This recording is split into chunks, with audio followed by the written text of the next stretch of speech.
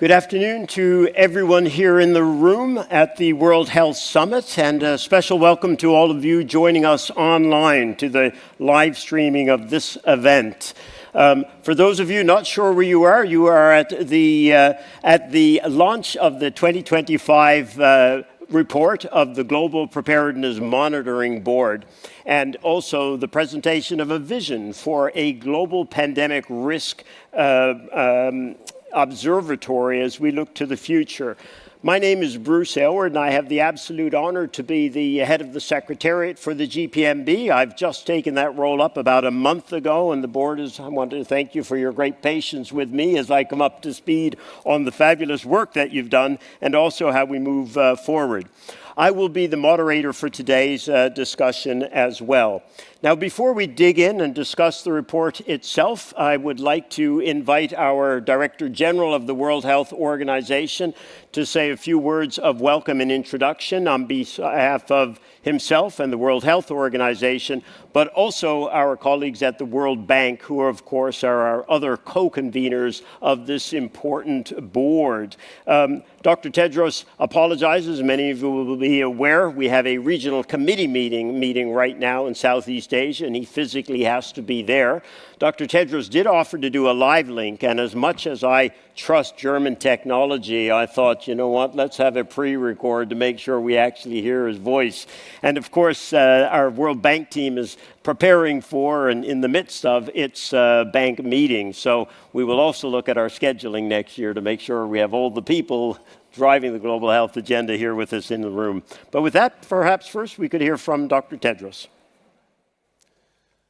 Dear co-chairs Colinda and Joy, dear members of the Global Preparedness Monitoring Board, dear colleagues and friends, congratulations on the launch of the GPMB's annual report. I thank our co-chairs and all members of the board for your dedication and leadership. Your work over the past 7 years has helped to shape thinking on how we prepare for future global threats, starting with your warning in 2019 of a world unprepared before COVID-19 upended the lives of billions. And last year, you were the first to emphasize the need to think across social, technological, economic, environmental, and political drivers to understand pandemic risk, the STEP approach. Your work also helped to advance the WHO pandemic agreement and to change the way we approach preparedness in a volatile and multipolar world.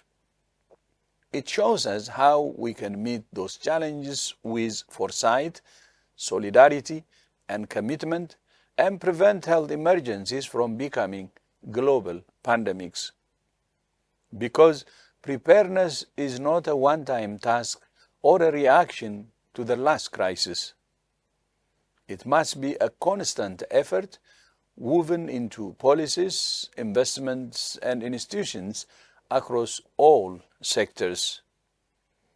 2026 marks an important milestone in the GPMB's history, as the board concludes its mandate with the UN high-level meeting on pandemic prevention, preparedness, and response. My thanks to the GPMB for contributing your experience and expertise to this report. I ask all of you to read this report and act on it. I thank you. Thank you very much, Dr. Tedros. Ladies and gentlemen, as you can see, we have a very illustrious panel with us today. In fact, we have, I believe, Madam President, we have 25% of the GPMB actually on the stage here today to share some of their perspectives, and a few other illustrious members like Chris and Ivram on the floor.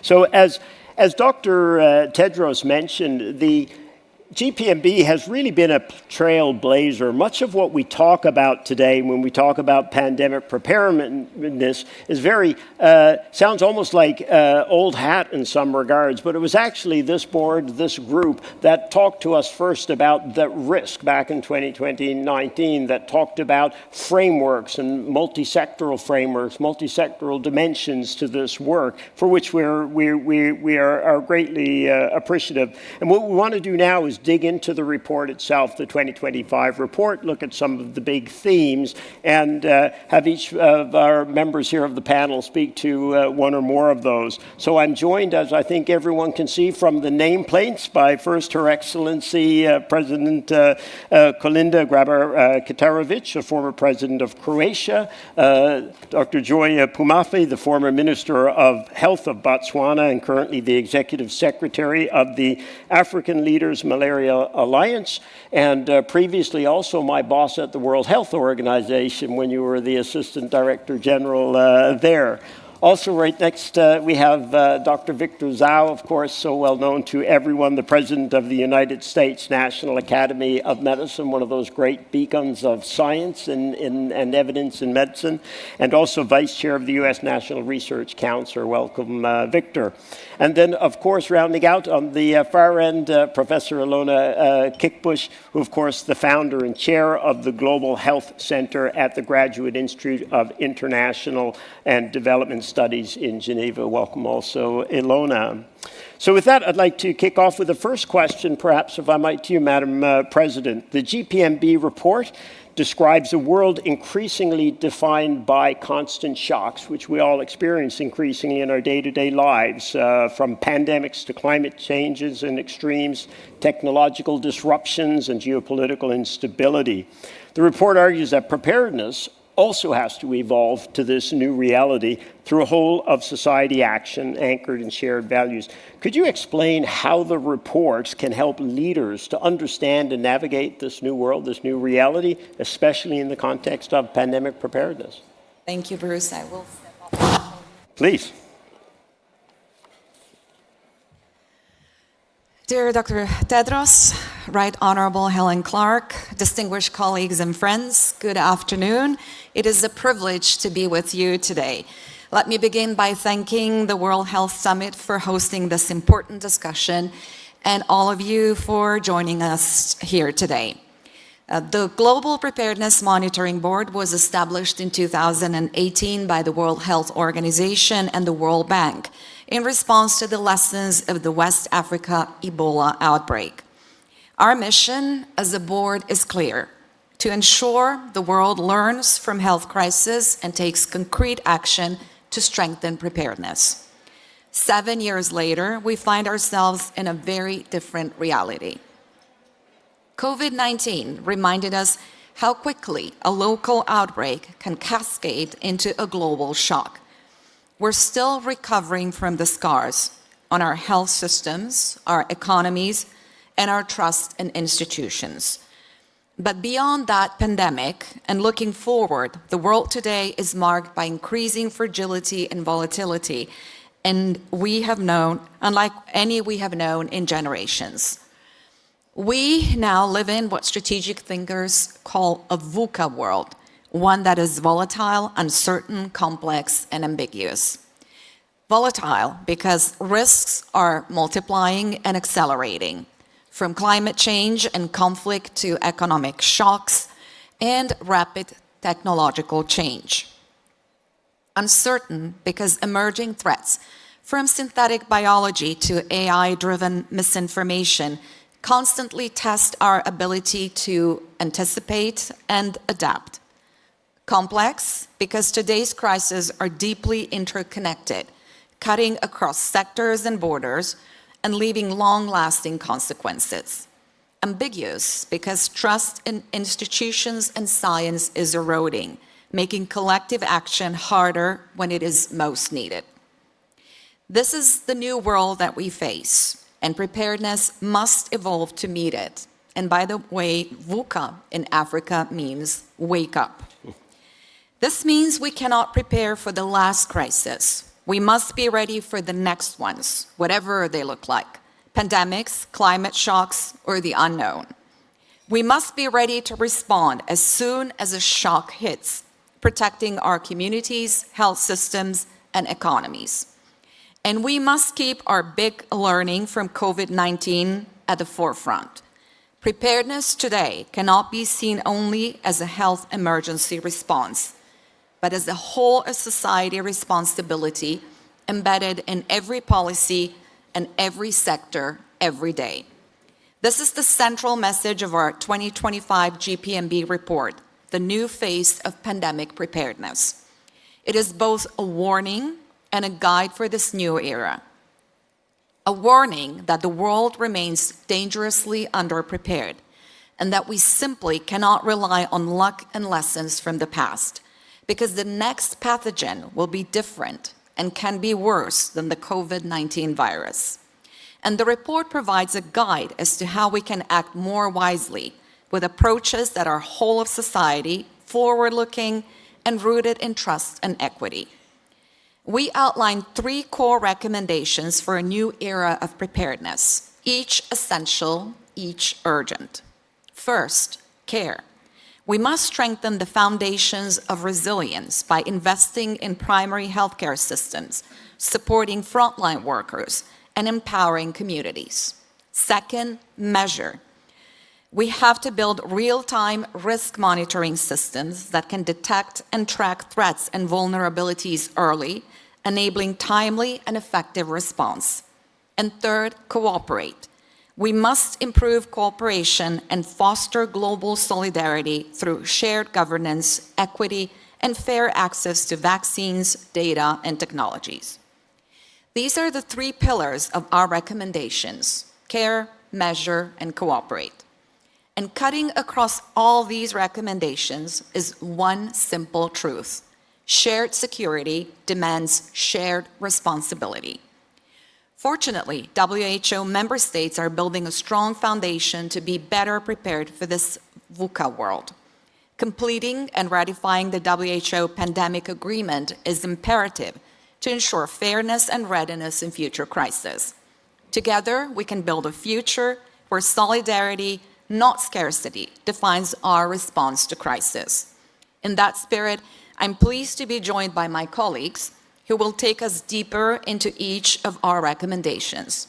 My fellow co-chair, Joy Pumapi, will speak about care, the human and community foundations of preparedness. Victor Zhao will speak about measure, the need for better information and innovation, and real-time risk monitoring as the foundations for understanding and managing risk. And Alona Kickbush will speak about cooperate, how fairness, governance, and trust can make the pandemic agreement fully transformative. Together, we can shape a future where preparedness is not just a plan or a promise, but a living commitment to protect every community now and for generations to come. Thank you.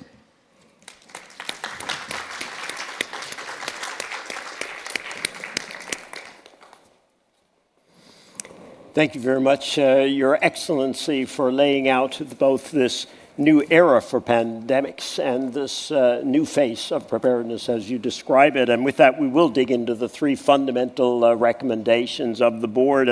And first to Joy, as Her Excellency said, the report places care and the concept of strong, trusted primary health care right at the heart, at the center of pandemic preparedness. And perhaps you could explain why the board was let's say, so adamant, put such emphasis on investing in community-level systems and health workers as being so essential, and then the concrete steps that countries should be taking now. Thank you, Bruce. And I would also like to recognize President Colinda, the Right Honorable Helen Clark, members of the Global Preparedness Monitoring Board, and our partners and friends who have joined us here today. The first wave of any outbreak is always the hardest, and it strikes where systems are weakest, where health workers are unprotected, and where communities, that is the people that we are serving, are often left to cope alone. That is why care, The first recommendation of this report must be at the heart of our preparedness agenda, especially in this new era that President Kolinda has just described as the VUCA era, the wake-up era, where we must all be on our feet and taking action. Preparedness begins with long before an outbreak. It does not begin when the outbreak actually happens. It begins with strong primary healthcare systems that are always ready, that are trusted by people and communities, and that are well-resourced. Primary care is where unusual cases are first detected, where treatment begins, and where essential services must continue even under strain. And most importantly, for new infections and new disease outbreaks, it is also where the first public health measures must be implemented, with effective case finding, contact tracing, both to stop transmission and to protect our populations. Therefore, hospitals must not become overwhelmed from the beginning when a crisis hits, which is what often happens. Health systems are only as strong as the people, the women, the men, the children, the youth that we are serving. So we begin with those communities. They must be informed, they must be engaged, they must be empowered. They become partners in our prevention approaches and preparedness and in the response. When they are excluded, public health measures risk resistance and mistrust. Preparedness must therefore be built on the people's engagement, community engagement, ensuring that policies are shaped by those who live with the consequences of these outbreaks. We must invest in trusted community health care workers, starting with the community health workers and going on to other health professionals. The bridge between systems and citizens are the community health workers. They need proper pay, they need protection, they need to be recognized, they need to be well-trained, and they need to be included in the decision-making processes. Community health workers are at the heart of our preparedness. They can ensure measures are adapted to local realities, they sustain essential services in crisis, and they build the trust that no external actor can substitute. COVID-19 taught us that trust is not nice to have in an outbreak.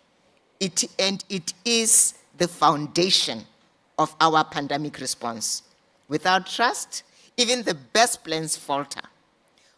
With it, societies can mobilize, they can protect themselves, and they can enable a global response. Finally, the GPMB recommendation care also means prevention at source through a One Health approach that recognizes how closely we as human beings live with our environment, with the animals, and all of the planet is very intimately and deeply intertwined. And here again, trust is essential. 75% of new pathogens originate in animals. That means pandemic prevention must begin where people, animals, and ecosystems intersect in farms, markets, and in communities. Preventing outbreaks at their source requires collaboration, transparency across sectors, engaging veterinarians, farmers, public health workers, communities working together, sharing information openly and responding early. Without trust, data are withheld, signals are missed, and prevention fails. So we can turn to care as a principle. It is a principle that must be effected in practice. We invest in prevention, we protect and support the health workforce, we embed community-led approaches and simulation exercises into preparedness plans, and we connect people, animals, and the environment. Because at its core, preparedness is not only about readiness, it is to respond. It is about readiness to care. It is about the people. It is about the communities. It is about waking up. If we strengthen care, we strengthen trust, we will strengthen preparedness. Thank you. Thank you.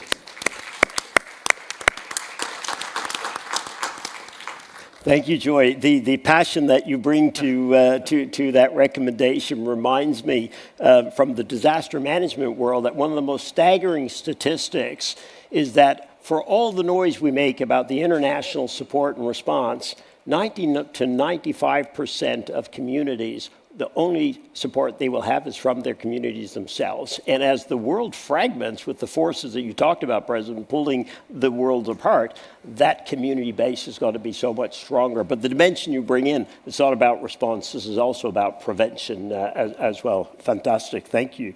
I'd like to turn now to you, Victor, and to the second recommendation of the report, which calls for, of course, stronger, more interconnected monitoring systems that can track both risks and the potential impacts in real time. Another very high bar. Now, the GPMB aims to speak to world leaders, policy, not just policymakers, but the people who can really make the change. So, Victor, I guess the question to you is really how can this information that and the systems you're talking to help leaders to understand, anticipate risks, make better decisions, strengthen accountability, and especially to invest better, and also building, it's a long question, building very much on so much that already exists? Well, first of all, I'm awake. This wake-up call is wonderful, right? It's a great privilege to be on the podium with the co-chairs, with Ilona, and of course I see many of the GPMB members in the audience, so thank you. I'm to talk about the second recommendation called measure. You know, the common saying says we cannot manage or improve what we do not measure. There's no question about that. And we cannot prepare for the unknown. We're blind to the risk. So measure is our second recommendation of the report, and perhaps one of the most important one that defines our ability to act before crisis strikes. We all know that COVID-19 exposed how costly data blind spots can be. During COVID-19, we saw PE shortages, oxygen crisis, misinformation, hospitals under strain, and all unfolding faster than our ability to see or respond. So the information came too late, too fragmented, and to guide timely decisions. And that, in fact, is what we faced during COVID-19. So if you think about this, preparedness in this new era must be built on real-time visibility, on systems that we can see, understand, and manage risk as it emerges, not months after the damage has been done. So, result of COVID-19, many institutions were instituted to measure risk of pandemic, including the WHO Hub for Pandemic and Epidemic Intelligence in Berlin. We really need monitoring that's timely, integrated across sectors, and anticipatory, so that they can drive preventive and preemptive actions by the countries.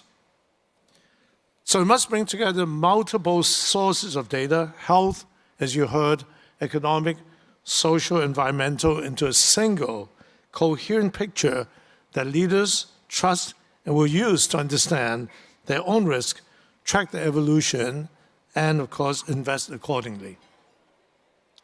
We must harness the power of new tools such as AI, scenario planning, modeling, as well as simulations to achieve a whole new level of insight on pandemic risk. So our collective goal must be to reduce the impact of all pandemics when possible and prevent them altogether.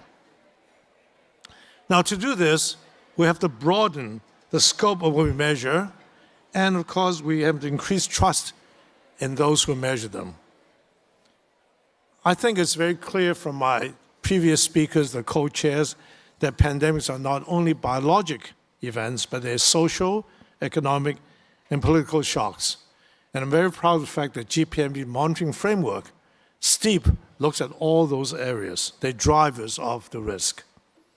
So as we enhance risk monitoring, we must also better monitor the impacts of also other things such as pandemic control measures. You know, factors like school closures, livelihoods lost, erosion of trust, many things that we are still talking about and feeling after the whole event. And because ultimately these factors, such as these, will determine how societies will recover and whether inequalities will deepen. Now, we all know that during this period of time, multiple technical tools have been developed, in addition to GPMB, to measure, to access global national preparedness capacity. Among them, as I mentioned, the WHO Hub, Global PACT, Global Health Security Index, IPPS, and many others. Now, these tools focus primarily on country-level preparedness and response capabilities, and rely only on self-reporting data, periodic evaluation, and historic performance. So very few tools have a consolidated, forward-looking assessment of evolving disease threats, cross-sectoral vulnerabilities, and dynamic drivers risk, which countries can use to improve their preparedness. Therefore, our challenge and opportunity is to bring all the power of all these tools together and complement it with data, insights from climate, environment, animal health, and travel, and trade sectors, among others, to build a trusted global pandemic risk monitoring mechanism that turns data into foresight and foresight into action. This is why the co-chairs and Sylvia Brian and myself wrote an article in Lancet on behalf of GPMB in July 2025 to say that we really need an observatory that is ongoing, real-time, multi-sectoral monitoring risk of pandemic risk, the idea of pandemic risk observatory. Now, this mechanism will bring together diverse set of data streams, expertise, epidemiology to economics, from climate science to behavioral insights. Let me emphasize, this is not going to replace existing tools and measurements. Rather, it will enhance coherence, reduce duplication, and foster a culture of continuous learning and provide a one-stop shop. That's the concept. Still a concept. But it will provide leaders with clear, actionable signals, turning complexity into clarity and uncertainty into preparedness. It's not about creating more information, more recommendation, or even a new mechanism of reporting, but rather it will create a dynamic system of insights and foresight to allow the world and national leaders to act faster, smarter, and more accurately in their own interest and that of the world. So, if we measure what matters, and we trust the institutions in measuring them, and make those measures transparent, we can turn data into action, and uncertainty into confidence, and risk into resilience. Thank you.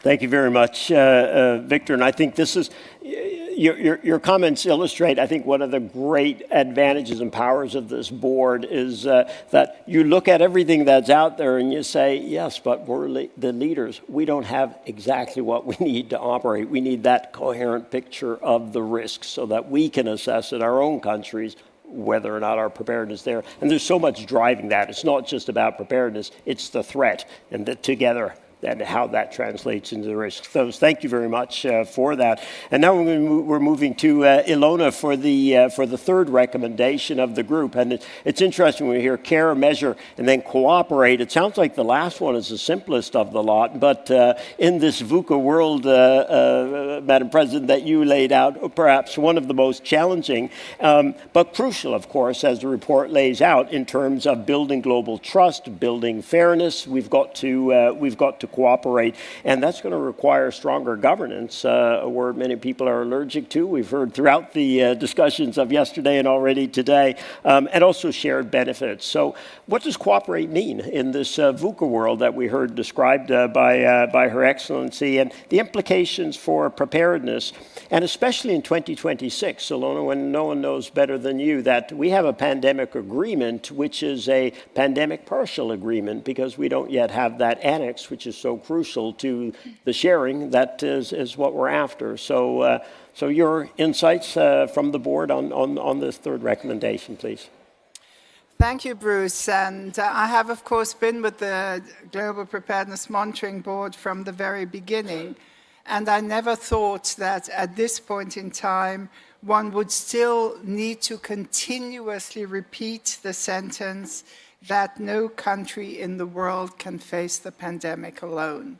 We thought that, through our work, through the learnings from COVID-19, through the learnings, of other epidemics at country level, that one knew we cannot act alone. But the fact is that we still continuously have to repeat that, particularly in this fragmented world, where we have to make the point that cooperation does not mean loss of sovereignty, because that is what many of the misinformation undertakings at present try to bring across. So that actually in cooperating, every country gives itself greater power, that every country actually protects its people better, because we heard we share trust in each other. Yes, this country, when it gives me its data, I can rely on them, as one example. Yes, we will share the knowledge that the university of this country has, this solution, also with and for my people. We will share resources when necessary. Remember the bad experiences during COVID-19 when we did not share resources when necessary. So it is this understanding that we still need to push with the GPMB work, that no country in the world can face a pandemic alone. Cooperate, of course, is also critical if we look at what has happened over the last couple of years as countries worked hard in the context of the World Health Organization to reach agreement on a pandemic agreement. And we all know many of the stories. We know because of the way trust was destroyed during the pandemic, so much extra work had to be done to actually engender the trust to agree on a pandemic agreement. And yes, the countries made it. And it also showed that with all the criticisms of international organizations, of WHO, of the UN, long lists like this, it is these kind of bodies that countries need to get together. These organizations weren't created that we all happily sit together and have consensus, but that we have an environment in which we can air our differences and with health diplomacy move towards consensus. And this is what countries established. They showed that we need the kind of solidarity that's expressed through the agreement, the fairness that's expressed through the agreement, and the trust that is actually expressed through the agreement. And this notion of fairness, also thinking that, for the first time, the notion of equity entered and was driving a WHO treaty, only the second treaty, but was in parallel also driving the discussions on the international health regulations. And it's, we hope, this spirit that the countries will also bring to the United Nations next year and cooperate on the high-level meeting that we will have there. Because, and this is a personal comment of mine, not a GPMB comment, we cannot repeat what has happened with the NCD discussions, that we're literally stuck without a high-level agreement. But the work is not finished in another way. As you all know, the Pathogen Access and Benefits Sharing Access Annex is still being negotiated. We call it the PABS. And it's technical and it's complex, which makes it difficult for people to discuss. But it is actually the mechanism that makes the equity about which the agreement speaks, that makes that equity real, by ensuring that countries will share pathogens, that they will share samples, and in this day and age, really absolutely critical, that they will share data, and that they will share this within a framework that guarantees timely, fair access to diagnostics, to vaccines, and to treatments. We all know without PABS, the pandemic agreement is incomplete. We absolutely need it. And I call on, and the GPMB calls on all government representatives, but also all technical voices that know what this means to actually help move this annex forward. So cooperate to come together, to agree to move forward together. But the other main thrust of cooperation is, of course, that it's multidimensional. We know governments can't do this alone. We spoke about communities, and we learned during the pandemic that communities make the difference. But it's the private sector, academia, philanthropy, that all hold part of the solution, and that we also need to bring together in new ways. And I mentioned, the need to be able to have access to medicines, to have equitable access to the many things that we know that we need during a pandemic, and all those must be part of a conversation. And as we move into a hybrid world where the digital is important as the real world, this is ever more necessary. The last point I'd like to raise, and you've all experienced, we've talked about countries, we've talked about international organizations, regional bodies, regional organizations are increasingly important. And we have seen that the African Union, ASEAN, the European Union, the Caribbean public health agencies, and many others have shown how regional solidarity based on cooperation and a common understanding actually helps move us forward. And our work is also a strong plea to countries to strengthen these regional organizations and the institutions that they build, the African CDC, the European HERA, many of the others that we need to take forward. So we have three strong elements.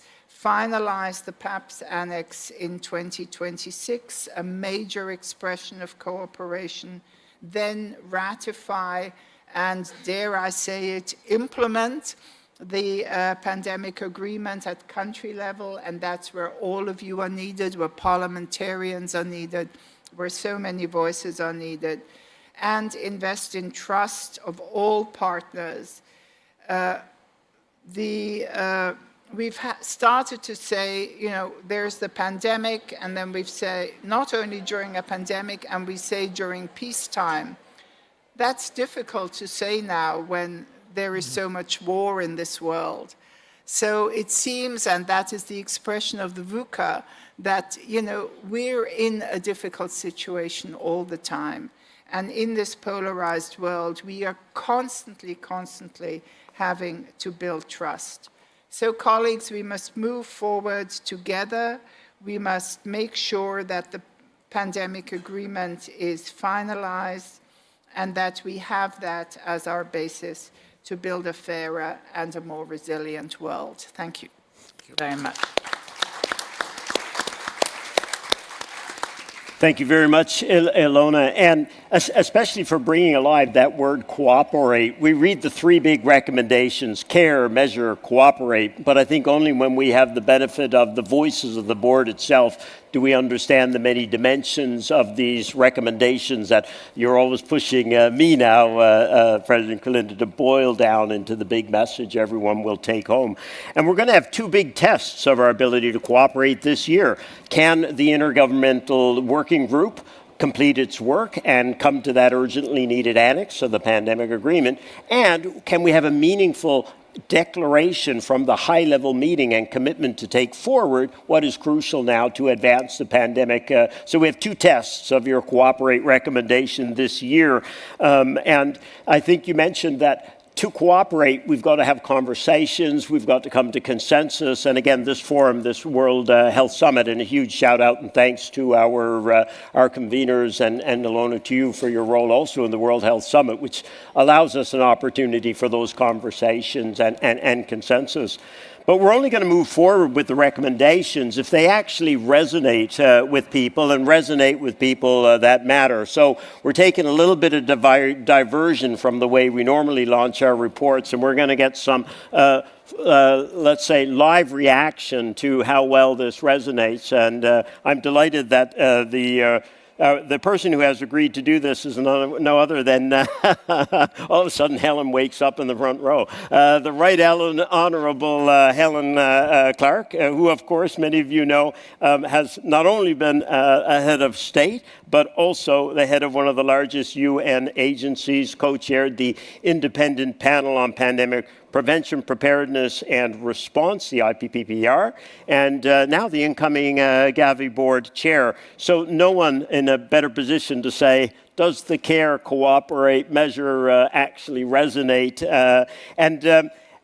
So do they resonate with you? And I think as importantly, Helen, if you give us a sense as we go into the high-level meeting, how we, the different boards, can actually be working together, because political leaders need a common message if they're going to be able to hear from that noise. So, the Right Honourable Helen Clark, welcome.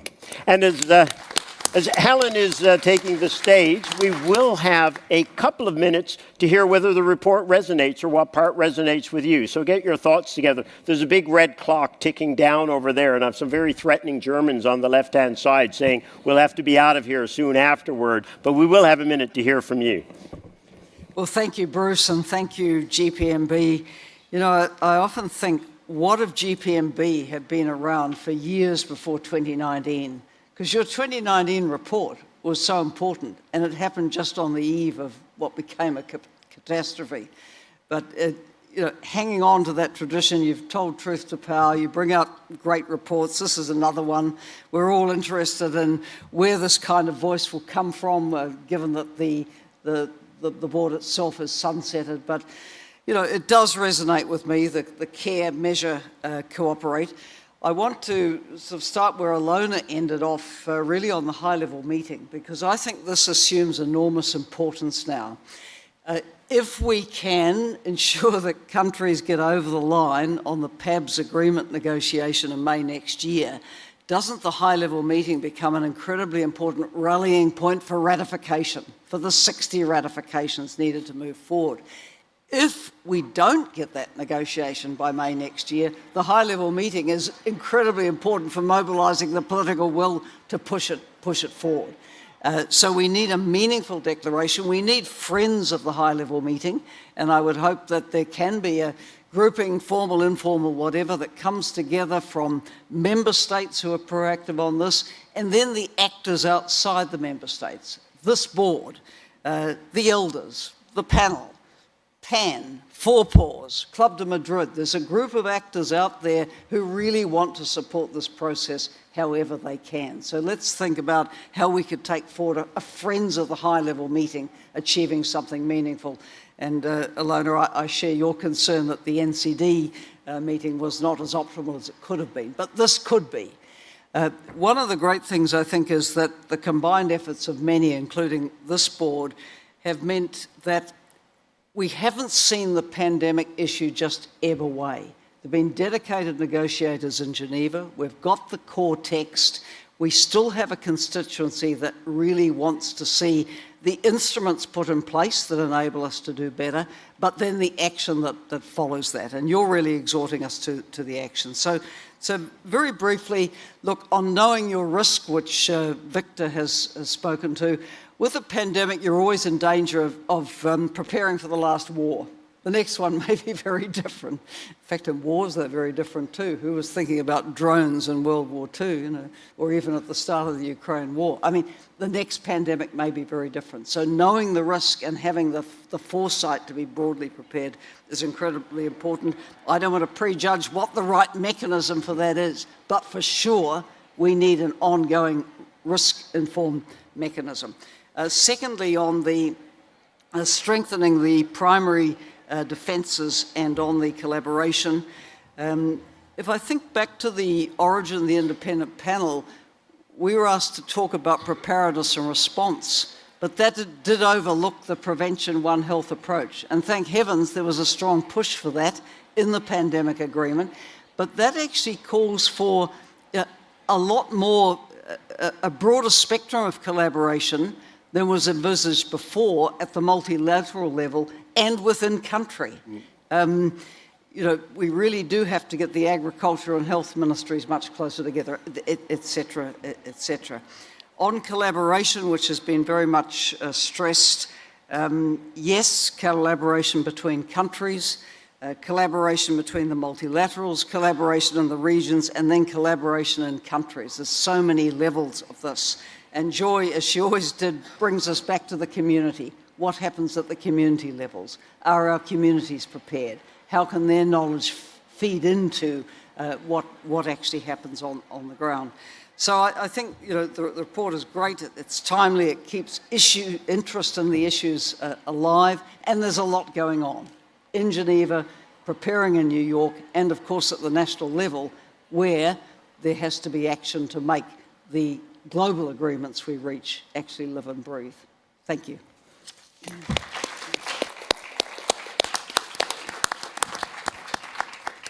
Thank you very much to Helen for your comments as always, and clearly the report resonates. But we do have a few minutes, folks, to hear from you, whether it resonates. Hands up already. I was wondering, would anyone put their hand up? And we have Audrey, if I remember correctly. Okay, who is going to make sure the mic gets to the people in the order that the hands come up so I don't make any more enemies in life. But I think the gentleman here has had his hand up first. Hello, my name is Uwe Schneider. I am the Director of Global Projects at Lecturio, a global leader for medical education and e-learning. And maybe an example for cooperation on grassroots level. So 2 weeks ago, the European Disaster Alliance was founded at the European Parliament in Brussels. And we started to code an AI platform which consolidates all open data in risk, in disasters, in conflicts, and so on. And the second one is Lecturio presented end of September at the UN General Assembly in New York that we are going to prepare to train 10 million people across Europe in disaster health and conflict medicine to have different capacities as a health reserve force if a pandemic or a crisis will hit us again. And we are doing that also for other country regions. So for example, for Asia, for Africa, and so on. And the founding members of the EDA are, for example, the European Council for Disaster Health and WADM, which is the World Association for Disaster Emergency Medicine. And I believe that would be quite interesting opportunity to force our capacities as we have more than 1,000 scientists and practitioners in disaster health online there. Great, great, great. There's an example of cooperation right up front. But thank you for sharing. Other comments? I think we have a lady right behind you. Hello, I'm Yashasvi from India, and I'm a medical student.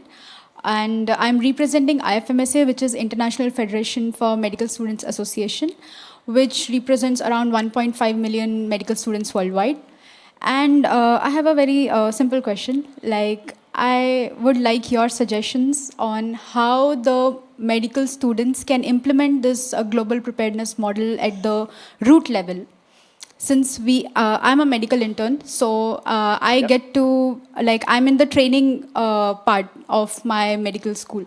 So I would like to know how I can give my best in implementing this global preparedness model at my local area. Okay. Thank you. Well, we're going to come back to our panel for a last set of comments, and I'll ask whomever would like to respond to do that at that time. I think I saw a third hand up. Oh, here we go. Let's take one more here. Sorry, now I make enemies with the right-hand side. Then we'll come to this side. Thank you. Ines Hassan from the International Pandemic Preparedness Secretariat. So congratulations, wonderful report. Just on the monitoring aspect, because we do some scorecard monitoring and R&D in this space, it feels like there's been lots of great conversations at WHS about how governments have to have real skin in the game, but how do we balance that with the independence? Because we can't sort of mark our own homework. Tricky thing that we've been thinking about, so I'd love to hear more thoughts from the panel. Thank you.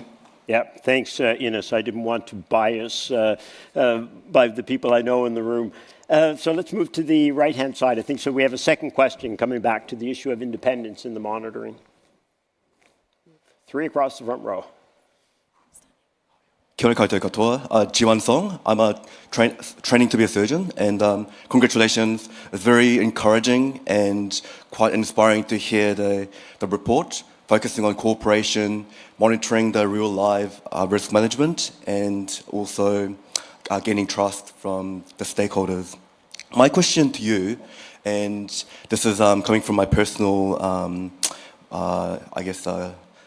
question, is when we say risk management, managing the uncertainty, it has to be from top down, from executive to the strategy and regulation side, as well as the bottom up from the frontline workforce and operation management.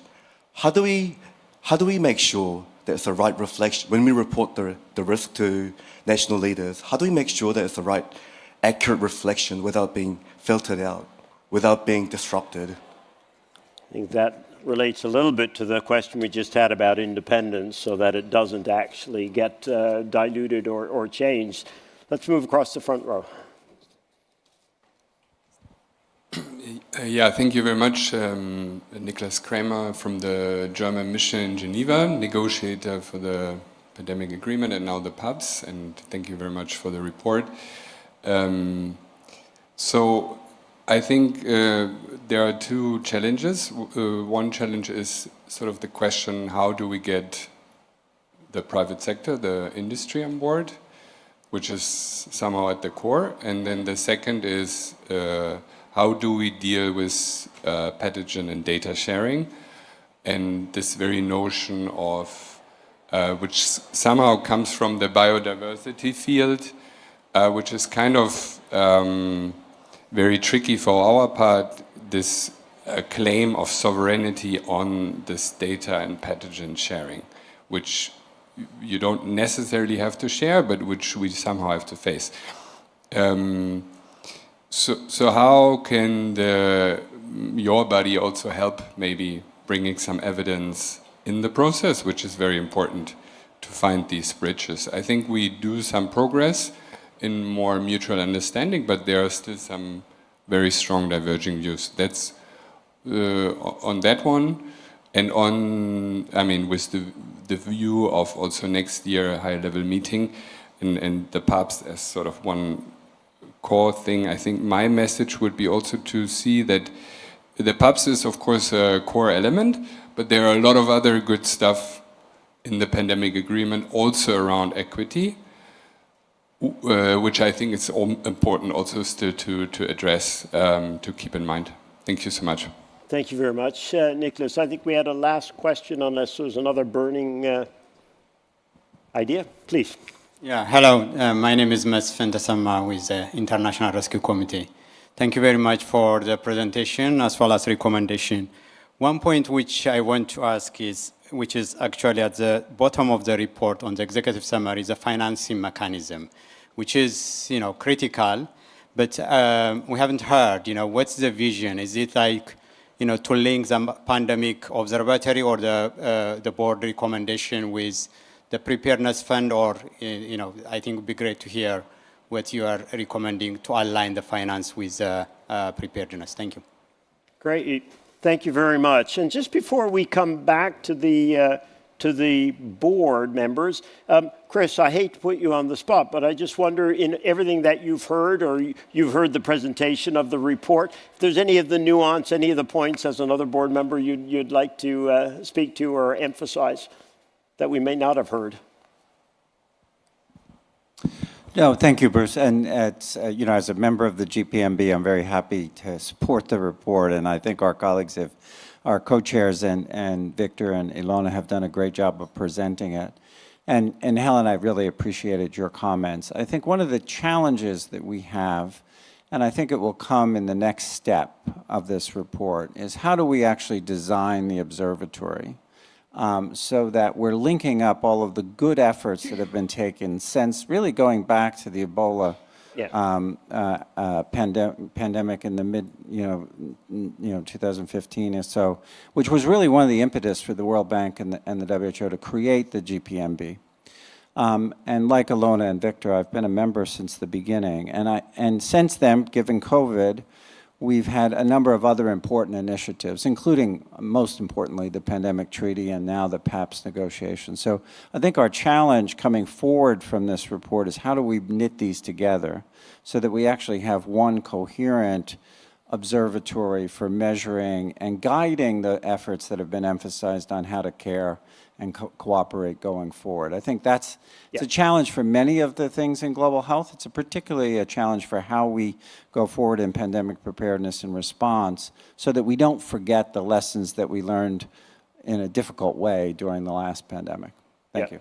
Thank you, Chris. And while there are many challenges in global health that we will take years to solve, there are certain that have an incredible urgency. And if there's one, it's with respect to solving, like this issue, how we bring those pieces together to actually resonate. So with that, I'm going to go back to our panel. And if the panel agrees, we'll probably start from the other side, Ilona, with you for any last reflections, comments you'd like to make on any of the questions that were raised as well. But I know for some of the questions, that is indeed the work of the board going forward. But any final reflections? And I'm very happy that you say that because, also looking at our subtitle and what you have said, I think what has perhaps not received in the general discussion enough attention is this data-driven preparedness system. I mean, when we started in 2019, would we have dreamed of the AI that we have today? That is, moving forward in totally new ways. Would we have seen that we need to discuss data sovereignty and data solidarity in totally new ways, in, how we share, what power we, let's say, as governments even have over data in the perspective and context of a technopolar world.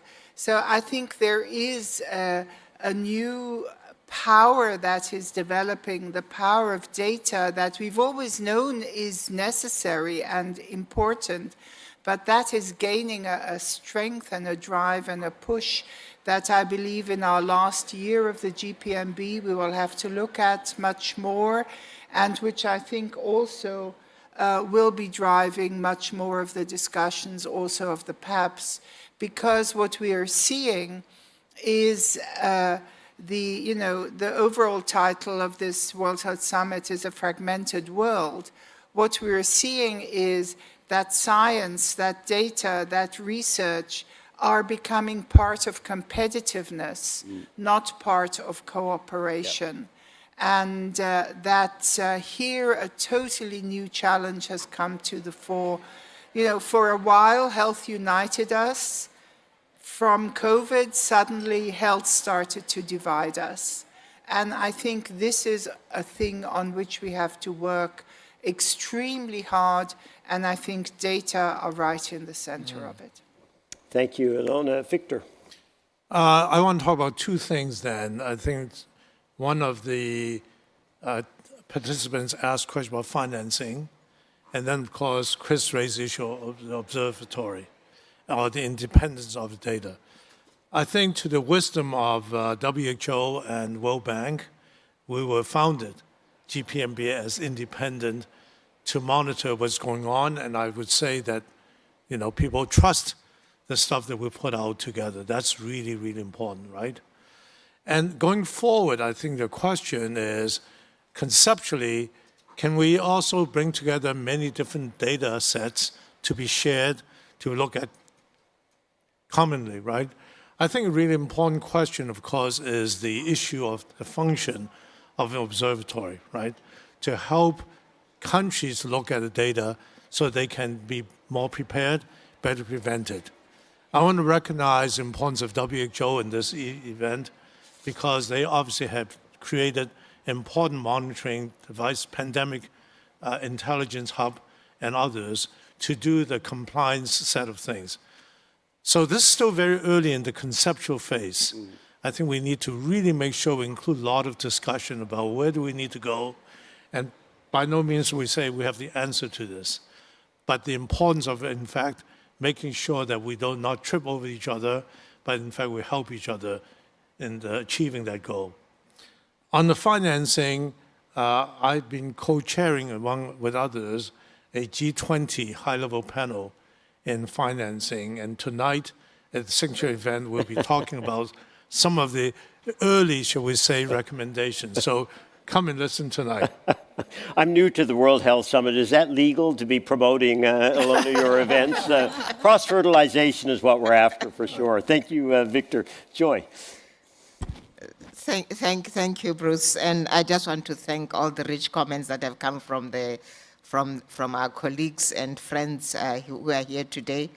I just wanted to underscore what was said earlier on, that we did produce a report on risk, and we have recommended an approach. So that is in response to your question about risk management being from top down, bottom up and top down. And if you have time, please, refer to that because it is absolutely important that it also be cuts across all sectors, and like you say, it's bottom up and engages everybody. And so we could not agree more with your statement. And if we have 2 minutes, I would like to ask Ibrahima, our GPMB board member, to respond to the student question. You deal with students every day, and you have come up with innovations of how to engage them. So maybe you could share that with us. Thank you. Thank you very much. Ibrahim Abubakar from University College London. So actually my day job is training thousands and thousands of students, medical students indeed, in our medical school and elsewhere. I think not just simply the role of students in what we formulate here, right? You are the future. You're going to be the future leaders of the health system. And if we are to get this right, it's absolutely critical that you are engaged with this. And I'm delighted that through your leadership role, you're in this room. My suggestion would be that in the conversations on how we design the future financing, how we design the future observatory, and how we design the future structures that protect the world against this, that you get your community solidly behind this in a way that you are influential in what it is, rather than waiting for those of us that are at that end of the career to tell you what to do. You are indeed the future. Bravo. Thank you, Veruna. And with that, we'll move to Madam President. Thank you, Bruce. So let me conclude with 3 quick comments. First, I just want to follow up on what Ibrahim has said about grassroots movements. Absolutely crucial. As I've said earlier, this is a whole of society approach. And grassroots movements have a role to play in all aspects of pandemic prevention, preparedness, and response, but especially in bringing the message home for people to understand that unfortunately there will be a next pandemic. And we cannot fight it in the same way that we fought the last one. We have to be innovative and we have to collaborate. Second, on the issue of how do you tell leaders the truth? Very pertinent question. As a former president, I can testify that your team doesn't always tell you the bad news. Nobody likes the bearers of bad news. So they tend to tell you what you would like, what they think you would like to hear, rather than what the truth of the matter is. And that's why we need an independent international body, an observatory that will objectively put things together and arguments that can be then transferred to the leaders. And third, on sovereignty. I don't think there's sovereignty on data. I do understand the concern of leaders about national security. However, everyone must understand that sharing data in order to protect your own population does not put sovereignty in jeopardy in any way. On the other hand, it enhances it because people will support the government and people will feel that sense of national unity if they feel protected. Thank you. Thank you very much, Madam President.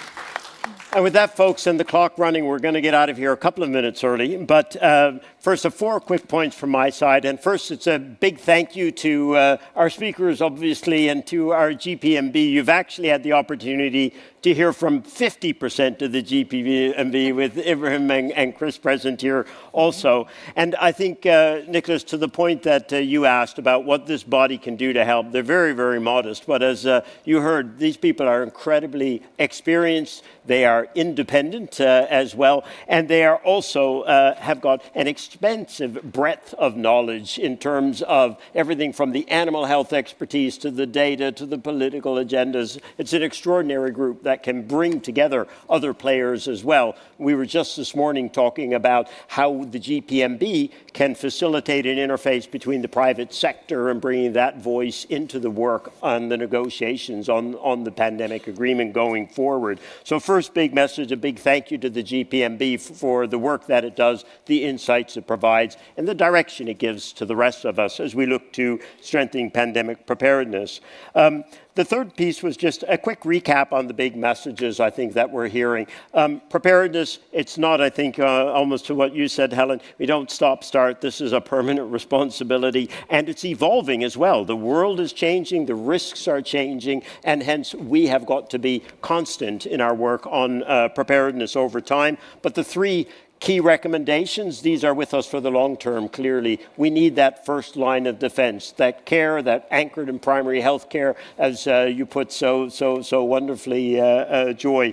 We have got to, and here's a commonality between all of the different bodies, we have got to measure the risk. We've got to have pandemic risk assessment that resonates, let's say, with the world leaders, and we will need a mechanism for doing that. We don't know the detail yet, and we want to be careful how much detail we hammer out before we get a political concurrence, because that could swamp that. But we'll figure that piece out. And then thirdly, the cooperation piece of it, especially as a fragmenting world, cooperation that much more important, and we have some real measures of it this year that we need to deliver on. So Ilona, thank you for the comments and in that regard and bringing that to life for us.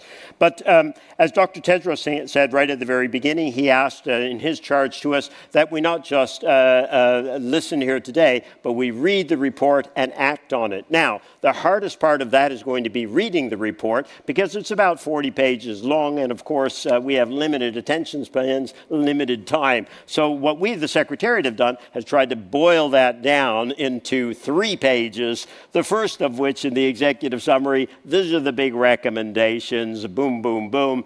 This is the VUCA world right here and how it's changing, our world of uncertainty. And then finally, here's a little bit, not quite as good as what you heard today live, but on the recommendations themselves as we look forward. 2026, incredibly important, capstone year for the board. We're so grateful for your extending your remit in for yet another year to help guide all of us as we go through the work to lock in the pandemic agreement and most importantly, have, as you said, Helen, a very meaningful high-level meeting, political declaration to take us forward. So with that, a huge thanks to our board and to all of you for the input and engagement.